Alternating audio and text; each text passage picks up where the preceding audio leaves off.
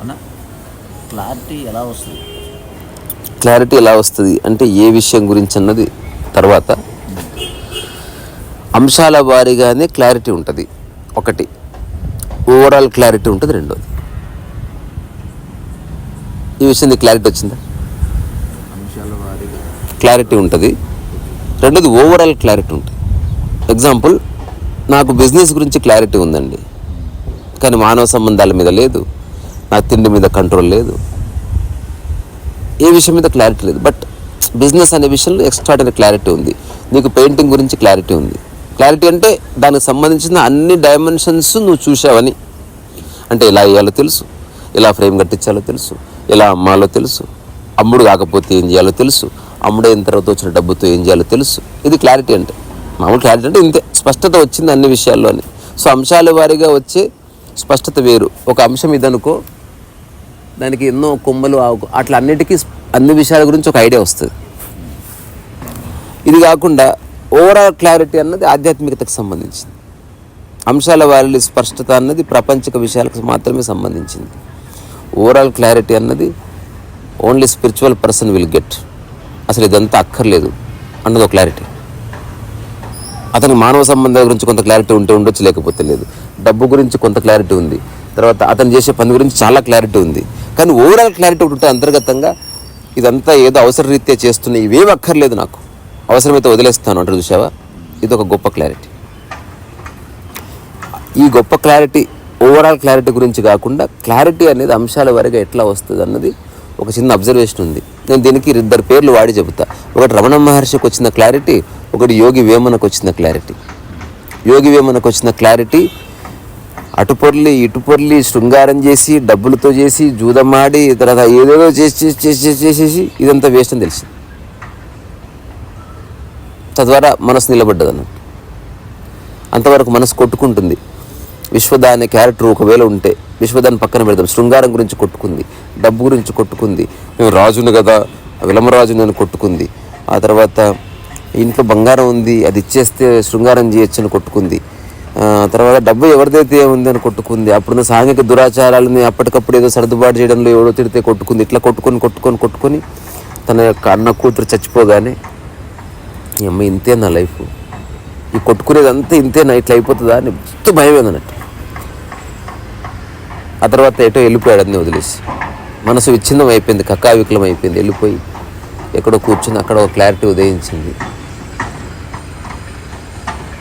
ఆ క్లారిటీలో స్తబ్దత ఉండి ఆ తర్వాత మెల్లగా ఒక సచ్చిదానంద స్థితికి వచ్చి అట్లా నిలిచిపోయాడు. ఇంకా తర్వాత ఎన్నికపోయేది ఉండదు. క్లారిటీ అంటే ఇంకా there is no going back. విషయం అర్థమైంది. ఇప్పుడు నీకు సైకిల్ దొక్కడానికి క్లారిటీ వచ్చింది కదా, ఇంక ఊరికే పడ్డా ఉండదు. ఇది ఒక క్లారిటీ. అంటే చేసి నువ్వు మునిగి తేలి అవస్థపడి దాని గురించి గొప్పలు చెప్పుకొని విర్రవీగి ఇదంతా వేస్ట్ అని తెలుసుకోవడం ఒకటి ఉంది. సెకండ్ క్లారిటీ ఏంటంటే అసలు దాన్ని ముట్టుకోలేదు నువ్వు, అసలు దాంట్లోకి దిగనే లేదు. చూడగానే ఒక స్ఫురించింది అన్నట్టు. రమణ మహర్షికి ఆ ఊరి నుంచి వచ్చిన తర్వాత వాళ్ళ ఊరి నుంచి వచ్చి అరుణాచలం రాగానే ఆ డబ్బు గిబ్బు అంతా అవసరం లేదనుకున్నప్పుడు అక్కడ ఒక 5 రూపాయలు పెట్టుకున్నాడంట. అక్కడ ఉన్న వ్యక్తి అన్నీ వదిలేస్తానన్నావు కదా, మరి డబ్బు ఎందుకంటే ఆ డబ్బు ఇట్లా పట్టుకుని విసిరేసినాడు. ఆ రోజు వదిలేసిన డబ్బుని తను మరణించే వరకు తాకలేదు. ఆయన ఏం ఆక్స్ఫర్డ్లో చదువుకోలేదే. డబ్బు తాకడం వల్ల వచ్చే నష్టాలని పుస్తకం చదివి నేను రియలైజ్ అయ్యాను గురువు గారు అని చెప్పలేదే. హీ జస్ట్ ఫెల్ట్ అవసరం లేదు లైఫ్కి డబ్బు.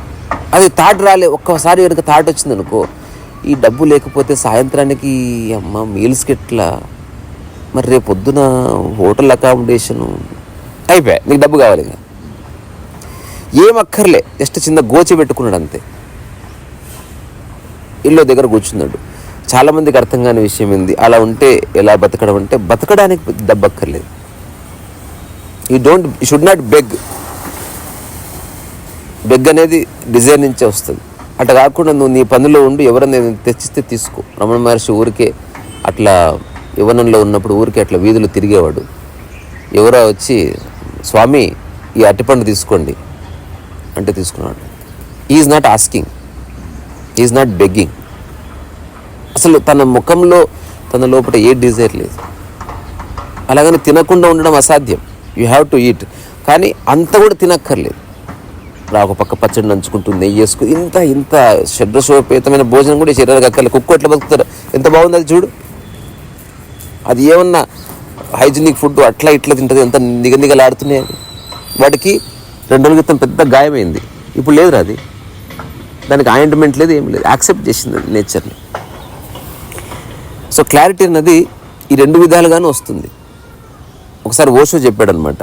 ఇంతకుముందు మన ఇద్దరం అనుకున్నాం ఆల్రెడీ. అది ఏంది, ఎవరో అడిగారు, మీకు పెళ్లి కాలేదు, మీరు శృంగారం చేయలేదు అని చెప్తారు, అట్లాంటి వాళ్ళు మీరు ఎట్లా ఇస్తారు సలహాలు అంటే, ఓషో దానికి ఒక శ్లేషగా చెప్పాడు అనమాట. సో విషం తాగితే మరణిస్తామని తెలుసుకోవడానికి విషం తాగక్కర్లేదు అన్నాడు. ఇది ఒక స్పష్టత. అంటే అన్నీ తెలుసుకుంటేనే నేను దిగి చేసే తెలుసుకుంటాను మూర్ఖత్వం. కొన్ని విషయాలు చూసి తెలుసుకోవాలి, కొన్ని విషయాలు చేసి తెలుసుకోవాలి. అంటే చేసి తెలుసుకోబడ్డవాడు అదృష్టవంతుడే, చూసి తెలుసుకున్నవాడు అదృష్టవంతుడే. చేసి తెలుసుకున్నవాడు సమయంలో ఒకానొక అనుభవాన్ని పొంది వదిలేస్తాడు. చూసి తెలుసుకున్నవాడు స్ఫురణలో వదిలేస్తాడు. స్ఫురణ, you just felt something very deeply about it. చూసి తెలుసుకున్నవాడు పెద్దగా చెప్పకపోవచ్చు, నేను ఎందుకు వదిలేశాను అంటే కథనే లేదు అక్కడ. ఆ చూసి వదిలేసేవాడు ఒక్కటే, ఇది అనవసరమని గుర్తించడానికి జ్ఞానం అక్కర్లేదు. ఇప్పుడు నువ్వు చీర వదిలేసావు, ఎప్పుడైనా చీర కొనుక్కోవాలనుకున్నావా? అంటే అది అనవసరం. ఇప్పుడు ఎవరిని ఇచ్చినా కూడా అనవసరం అని చెప్తావు తప్ప చీర గురించి వ్యాఖ్యం చేయవు. అది నాకు అనవసరం అని గుర్తించడం ఒక గొప్ప స్థితి. నాకు ఈ తరహా భోజనం అనవసరం, నాకు ఈ మానవ సంబంధాలు అనవసరం, నాకు జూదం అనవసరం, నాకు కంప్యూటర్ నెట్ఫ్లిక్స్ ఇవన్నీ అనవసరం అండి. అయిపోయింది అంతే. అది స్ఫురణ కలిగిందా పడిపోతా లైఫ్లో. అదొక స్థితి, గ్రేటెస్ట్ స్థితి. ఈ 2 రకాల క్లారిటీస్ నాకు ఉన్నాయి కాబట్టి రెండింటి గురించి చెప్తున్నా. నేను మునిగి తేలి వదిలించుకున్న ఉన్నాయి, జస్ట్ చూడగానే వద్దనిపించిన ఉన్నాయి. ఈ 2 స్పష్టతలు సేమ్ ఉన్నాయి నాకు. అంటే ఆ వచ్చిన క్లారిటీలో సేమ్ అందం సేమ్ ఉంది. కానీ ఆ మునిగి తేలిన దాంట్లో చెప్పుకోవడానికి ఒక కథ ఉంది, ఈ చూడగానే వద్దనిపించింది కథ లేదు నాకు చెప్పడానికి. అంటే చాలా ఉన్నాయి. ఎప్పుడన్నా భవిష్యత్తులో చూడగానే వచ్చిన స్పష్టత, చేయగా వచ్చిన స్పష్టత అని ఒక బుక్ రాయొచ్చు. అన్ని విషయాలు ఉన్నాయి. అంటే మనం కూడా సిటీలో ఉన్నాం, పెరిగాం, అటు ఇటు కొట్టుకున్నాం, తిట్టుకున్నాం. వీటన్నిటి మధ్యన స్పష్టత లేకుండా ప్రశాంతత ఎట్లా ఉంటాం రా? స్పష్టత వచ్చింది కాబట్టి ఇట్లా హాయి కూర్చోగలుగుతున్నా, లేకపోతే ఇంపాసిబుల్. నేను 2009కి ముందు ఇట్లా లేదంటే మైండ్ ఊరుకోనియదు, పో అని తరుముతూ ఉంటుంది. ఇప్పుడు కుక్కను కనుక ఒక చిన్న ఈగ తరుమైన పరిశాన్ ఇట్లా అంటది అట్లా పరిశాన్ చేస్తుంది ఒక థాట్. ఇప్పుడు నన్ను ఇబ్బంది పెట్టే థాట్స్ ఏమీ లేవు. I'm something is settled for ever. ఇది ఎవరికో ప్రూవ్ చేసేది కాదు. మరణించే వరకు ఏదో పని చేయాలి కాబట్టి హాయిగా ఆడుతూ పాడుతూ పని చేస్తున్నాం అంతే. ఇప్పుడు ఈ పూల పార్క్ ఉంది, ఇది ఈగోకి సంకేతం కాదు, మన ప్రశాంతతకు సంకేతం.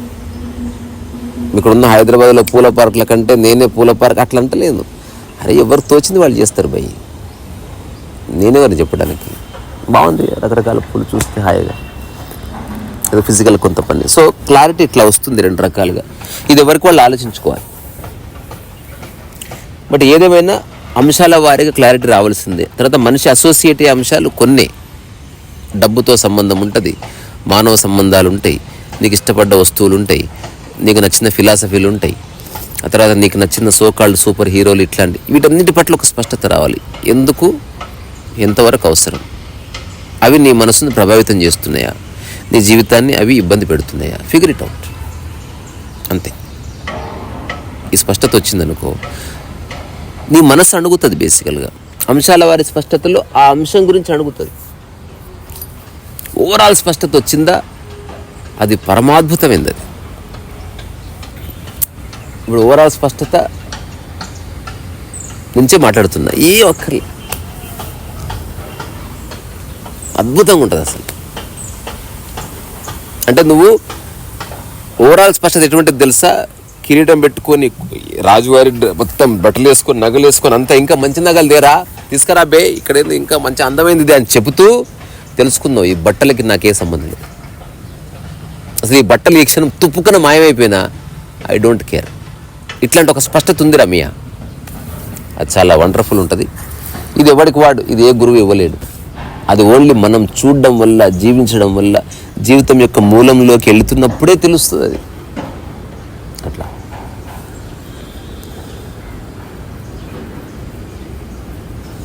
ఇంట్లో పడుకునే చూడండి.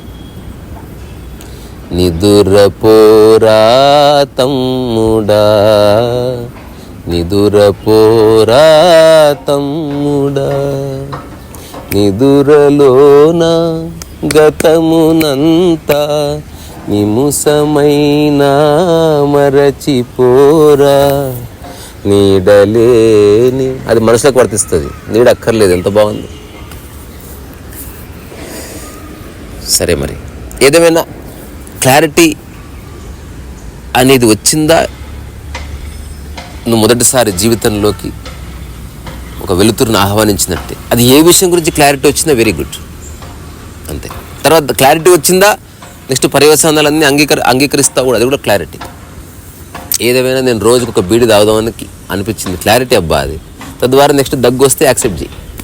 అంటే క్లారిటీ అనేది సమగ్రంగా ఉంటుంది. ఎప్పుడైనా సరే సమగ్రంగా కాకుండా కొంచెమే ఉందనుకో, క్లారిటీ ఎట్లయితుంది అంటే ఇటు నుంచి అటు వరకు, అటు నుంచి ఇటు వరకు మొత్తం ఇల్లు మొత్తం క్లీన్ చేసినట్టు తెలుసా. మొత్తం అంటే మొత్తం అని, అంటే గూళ్ళు, కిటికీలు, పైన సెల్ఫ్, బాత్రూమ్ అన్నీ వస్తుంది కదా. సో క్లారిటీ అంటే ఆ అంశం గురించి అన్ని దిక్కుల ఒక అవగాహన వచ్చింది అని అర్థం. అది వ్యక్తికి మారుతుందిలే. కానీ ఈ 3 విషయాలు స్పష్టంగా ఉన్నాయి. అంశాల వారి క్లారిటీ అందరికి ఉంటుంది. ఒక అమ్మకి చీరల గురించి క్లారిటీ ఉండొచ్చు, ఒకరికి షేర్ మార్కెట్ గురించి అంశాల వారికి ఉండొచ్చు. కానీ ఓవరాల్ క్లారిటీ శతాబ్దంలో 2-3 సార్లు జరుగుతుంది. అది ఓన్లీ ఆధ్యాత్మిక వాంగ్మయంలో, అది అక్కడక్కడ. అంటే ఏం అక్కర్లేదు, అంటే నేను ఆనందంగా ఉండటానికి ఏం అక్కర్లేదు, నా ఎగ్జిస్టెన్స్కి ఏం అక్కర్లేదు. ఈ ఏం అక్కర్లేదు అనగానే జనాలు పిచ్చోళ్ళు అడిగే ప్రశ్న ఏంది, మరి నీకు ఫుడ్ ఎట్లా అంటారు.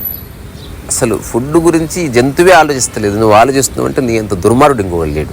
అది అన్కాన్షియస్ స్టేట్. అది మనిషి తన్ను తాను రిస్ట్రిక్ట్ చేసుకున్నాడు, ఇళ్లలో విభజించబడ్డాడు కాబట్టి వాడు ఫుడ్ గురించి ఆలోచిస్తున్నాడు. ఏ జంతువు ఆలోచించదు అట్లా. తన స్మెల్ పట్టుకొని పోయి ఏదో చిన్న దొరికితే రిలాక్స్ అయిపోతుంది. ఈ మనిషి ఒక్కడే అది తినాలి, అది నంచుకు తినాలి, అట్లేం ఉండదు. ఎగ్జిస్టెన్స్లో ఫుడ్ అనేది ఒక బై ప్రొడక్ట్.